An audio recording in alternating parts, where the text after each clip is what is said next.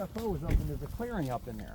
Oh, wow. Yeah, so what I was telling them, that we came by, my wife and kids and I, and we got to the top of that ridge and it lifted up off the ground and we got pictures of it, 7 of them. That's where I got sick with it got me with the radiation. I was just going to say. So, but again, the Bigfoot, now let me tell you something. We've had Bigfoot sightings all through here. Okay. Crescent Heights is over there. We're on the backside of Mine Hollow. Right. Yeah. Now, I was telling them there's a bridge down here. If you go down by Ventura's Bar, you go across there. Right there at the post office. Right.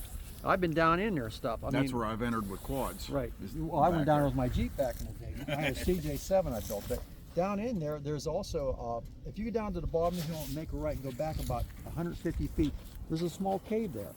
I fit in it, but it's about this high. It's on the right-hand side, because I used to take girls down there and park with them. Wasn't that a mine entrance? Because there's like a cement in the back, archway. further back. Okay. But that's just There's a natural it's further cave. in. Right, it's further in. Towards the road from Right. where that mine entrance is. Okay. Now, we went up to Mount Zion Church and I showed them. We drove around where the water towers and stuff. It wasn't there back then. The water tower wasn't? It wasn't there back then. Okay. So, but that's where Mary Roth from Channel 2 and I went with her crew, and there's like probably 50 people up there. There's a house up there now too. Yeah, there was no house, and that was in that big garage up there either. Nothing was there. It was basically dirt and Red Dog Road to get up there. I showed them that church up here too, the only outdoor church that I've ever seen like that. Isn't that cool? Yeah. It got a bell set up and everything. Yeah, yeah. I was told that it was a Boy Scouts project to do the fence. Really? By the road, yeah. Because it's a kid that I used to ride with. They live right out here. And his dad has surveyed this whole area. Well, you know, Billy Pierce used to own this. He's dead now, but he lived down in this house over here at the time. Now, it's really weird because the kids we talked to were on a quad runner here. They said their dad's name is Bill Pierce too, but it's not the same one. Okay. But he owned this down here, the Mine Hollow, but he gave it to the Pennsylvania Conservancy or whatever because he couldn't afford taxes on it. It was for sale not too long ago.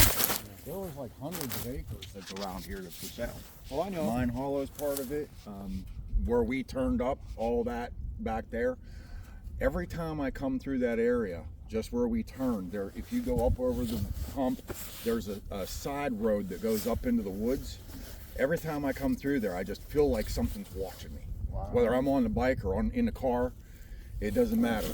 I always holler out my window. I'm like, I know you're there watching me. But it's really funny. I left my house and I went that way to go to the Legion one day. And I made that sharp turn just before you crest and go down into that little thing where that road is. And 2 ducks were sitting in the middle of the road. I'm like, why are there ducks in the middle of this road? And then a deer, after they got off the road, a deer ran out in front of me. It's like something was slowing me down because after I got past them, I could smell that smell. Mm-hmm. It was like he sent them over because he was crossing the road to stop me from seeing them. Speaking of which, did you see that deer run down here in front of us? Yeah. That Bigfoot I saw ran faster than that deer did. In 3 steps. Faster than a deer. I showed him that high tension tower up there below California High School. Yeah. There was a high tension tower. That's where the 10-footer was. Okay. Okay. And of course I wanted to show him this and but some other places and stuff we went to today. But like I said, this ridge is unique. A lot of things happen up here.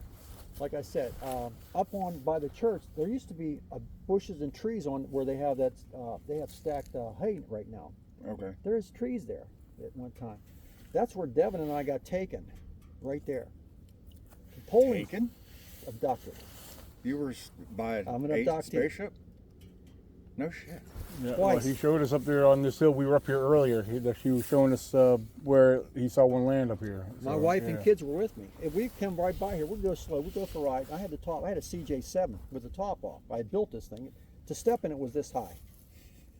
13 kc off-road. Like, so it was nice. 14 miles ago, I was telling them about it. Yeah, CJ7, you have to lift it that high. Yeah, of course. I was, Mandatory. I like 4-wheel, but not in this though. This is 4-wheel drive, but I'm not there in a way. But anyhow, we're coming up here and I'm showing the kids the constellations and stuff. It was May 30th, 1990. And we get to the top here and I look back and my wife says, John, what's that behind the trees there? up in here. Now, these trees weren't this tall at that time. This is, what, 33 years ago. So you saw right through all that. Right. So I see these bright lights, and my first thought's, what? It's an off-road vehicle, 'cause I go off-road. And it starts doing this. My second thought, because the wind's blowing this way, it's a helicopter. I'm thinking, why would a helicopter be behind those trees at night? Cleared the trees, and the lights are so bright at 500 feet or so, I couldn't even look at it. I'm doing this at that distance. So I got in the car, and I always carry a camera. Like right in the back now, I have my field pack and everything. I got camcorders, a small camcorder, and all kind. Anyhow, believe me, I'm prepared. I was a Boy Scout one time, but anyhow. So I get out, and now it's clearing the trees, and I'm doing this at that distance. So finally, I start walking toward it, and it's coming toward me. I can't see what's behind the lights because there's two big lights. It's like 1,000,000 candle power. That's how bright they were. So my wife says, "Get back in the Jeep." I'm not gonna. I'm curious. I have to know. So it's coming up toward it now. That's the high point of the ridge. Yeah. So I get up, you know where Haverlesko's trailer is up there. Paul Haverlesko lives up there. It's almost to that trailer. And now it's up, I'm maybe from here to that telephone pole away from it. I'm doing this. It's 15, 20 feet in the air. And I raised my camera, hit the flash, and when I did, the lights went off, and there's this dish shaped like this, orange, glowing orange. It comes over me like this, and I'm doing this, and I'm getting bathed in heat. I got cancer from this. Yeah, I remember that story. Ionizing cancer. Dr. Docker at Washington Oncology at Hillman Cancer Center said that's what, because he himself's a, go figure, he's a UFO witness. He figured right. it out. Yeah. So was his technician. So anyhow, That's crazy. it gets over, now it's overtopped me. I'm getting bathed in this heat. Yeah. Waves of it coming down, looks like a mirage, but orange. You know, all kind. Now I'm wearing a t-shirt, baseball cap, and jeans. That's it, because it's May 30th, 9 o'clock at night. So now this thing tilts down like this. I see 3 windows. One's like, there's 2 like about this big, sort of oblong, and bigger one in the middle about like this, about this high. 4 beings in it. 1 little one in each corner, about this tall, and a smaller one in the middle about this tall, then one about a foot taller, lighter in color. Now it's tilted down like this, and it's hovering, no sound whatsoever the whole time. So what do? I do this. I wave. I don't have any fear of anything. Now, if you've had my life, you wouldn't fear anything either. Here's what they do. In unison, fingers this long, much longer than mine, they go like this. And it tilts back up, blink of an eye, 300 feet away over the side. So now it's jerking like this. It's not moving smoothly. So I ran back to the Jeep. I jump in the Jeep, and as you see, this was a windy road. So I'm going 60 mile an hour to keep up with this thing, probably going 20 to 30 mile an hour because it's in a straight line. So I get down around that turn by Joe's farm down there where that farmhouse is, and it disappears over a knob. So I'm feeling this heat, my skin is peeling off, my hair's falling out. That fast? That fast. Gee. Anyhow, so my wife and kids they're terrified. I apologize profusely for what I put them through, but they thought I was going to get, who knows. So I took them down to my brother Ralph's house in Cole Center. Okay, that's where I used to live. And I told him what happened. I said, get your camcorder, we're going back up. So we didn't come up with my Jeep, because my Jeep wasn't as fast as his Blazer. He has a Silverado Blazer. We come up with 3 fully charged battery packs. When we did, we didn't see 1 UFO, we see 3, same type. 1, 2, 3, hovering down there by that knob I was talking about. So we turned around right there by that stop sign there where the road splits down. He starts filming. He got 5 seconds of the first one. Battery dies. He puts another one in. 3 seconds, the battery dies. We had 8 seconds of film. The third battery goes in, dies immediately, and the lights go off on the vehicle. When that happened, instant it happened, the one at the top went straight up, and the 2 went like this. So he said, we got to get you to the hospital. You look horrible. He said, what are you going to tell him? You got zapped by a UFO or something? I said, I'm going to tell him I fell asleep under an ultraviolet lamp. So they took me to the old Brownsville Hospital. I don't know if it's even still there now. No, it's still there, but it's not being used. Yeah, because I worked there. I haven't lived in this area for a while. But anyhow, so they go in, they get me in the emergency room. The doctor says, "So what happened, Mr. Stasko?" I says, "I fell asleep under an ultraviolet lamp." He goes, "You're gonna stick with that story?" I said, "Yeah." He goes, "Okay, come on." So they wrapped me up, they cleaned me up. Skin was peeled off my hair.